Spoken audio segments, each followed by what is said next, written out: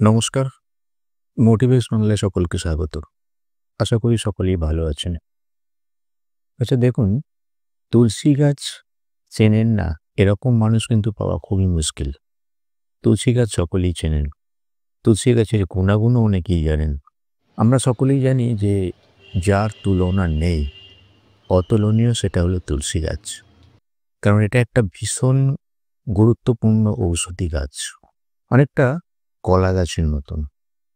মানে কলা গাছের যেরকম থোড়, পাতা বা সবকিছুই পুরো কলা গাছটাই ব্যবহার করার উপযোগী। ঠিক সেরকম তুলসী গাছেরও কিন্তু সবটাই কাজে লাগে।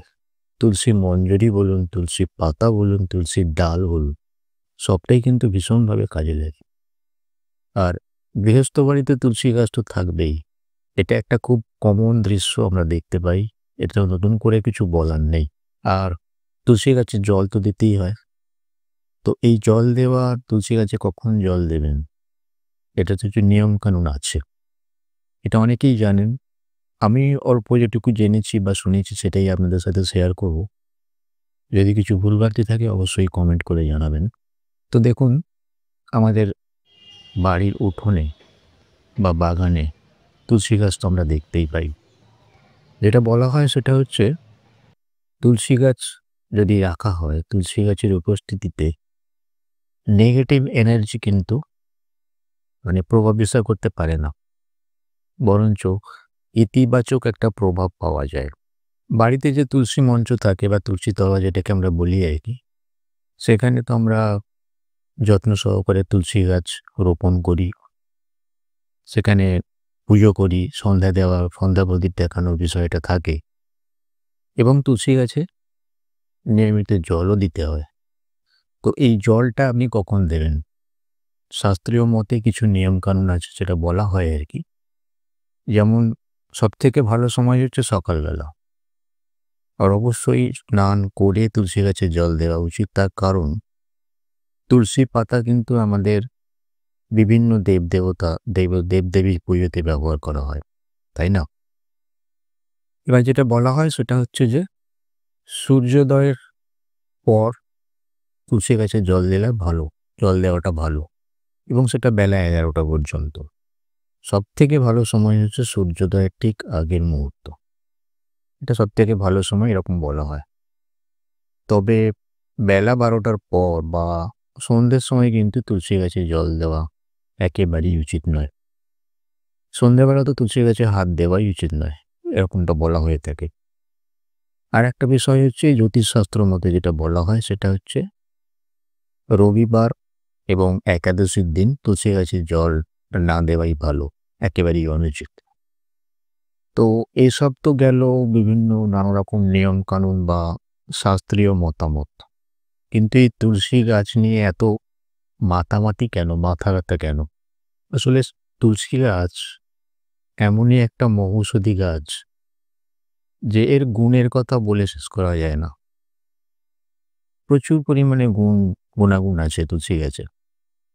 যেমন সকলেই আপনারা জানেন, সর্দি কাশি জ্বরে কিন্তু তুলসী পাতার ব্যবহার করতে বলা হয়। যেমন বলা হয় যে তুলসী পাতার রস, সর্দি কাশি হলে তুলসী পাতার রস, আদার রস আর মধু মিশিয়ে যদি খাওয়া যায় তাহলে সর্দি কাশির অনেকটা উপশম হয়।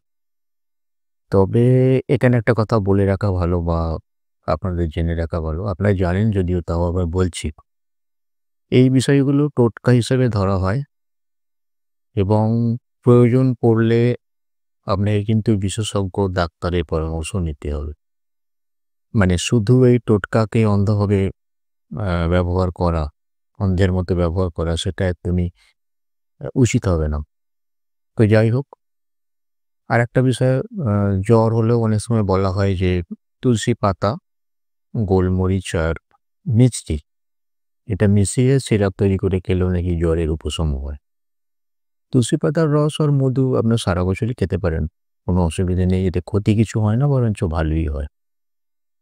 আরেকটা জিনিস, বিষাক্ত যে পোকামাকড়, যেমন ধরুন বোলতা, মৌমাছি কিংবা ভীমরুল, এগুলো যদি কামড়ায় তখন সেই ক্ষত স্থান যেখানটায় কামড়েছে সেখানে তুলসী পাতার রস যদি বেটে দেওয়া হয়, তুলসী পাতা বেটে সেই রসটা যদি প্রলেপ দেওয়া হয় তাহলে কিন্তু ব্যথা বেদনা অনেকটা কম হয়।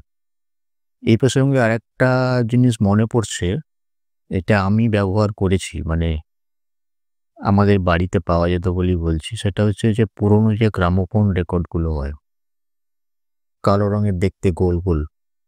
ওই জিনিসটা কিন্তু এইসব ক্ষেত্রে খুব ভালো উপকারী।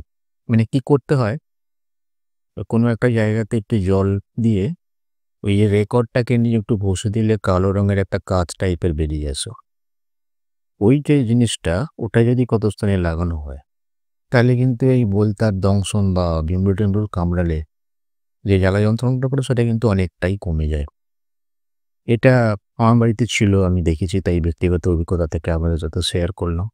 আরেকটা বিষয় হচ্ছে দেখুন, তুলসী গাছের তো এত গুণ, কিন্তু আধুনিকতার চাপে পড়ি বলুন বা যাই বলুন, অন্যান্য গাছের মতো কিন্তু তুলসী গাছও আস্তে, আস্তে লোপ পেয়ে যাচ্ছে। তুলসী গাছের সংখ্যা লোপ পাচ্ছে। এরকম একটা ঔষধি গাছকে বাঁচিয়ে রাখার দায়িত্ব তো আমাদের, তাই না? তাই অন্যান্য গাছের মতো তুলসী গাছ যাতে আরো বেশি সংখ্যায় আমরা রোপণ করতে পারি, তুলসী গাছের গুণাগুণ পেতে পারি। ওই প্রসঙ্গে আরেকটা কথা, তুলসী গাছের হাওয়া কিন্তু ভীষণ উপকারী জিনিস। এই বিষয়ে একটা ভিডিও অলরেডি আমার চ্যানেলে রয়েছে, আপনারা পারলে সেটা দেখে নিতে পারেন। আসুন সকলে মিলে বৃক্ষরোপণ করি, তুলসী গাছকে বাঁচাই, গাছ বাঁচাই, পরিবেশ বাঁচাই। ধন্যবাদ, নমস্কার। আজকের আলোচনা যদি ভালো লেগে থাকে অবশ্যই একটি করে লাইক দেবেন ভিডিওতে। আর চ্যানেলে নতুন হয়ে থাকলে সাবস্ক্রাইব করার অনুরোধ রাখি। সবাই ভালো থাকুন, সুস্থ থাকুন। ধন্যবাদ, নমস্কার।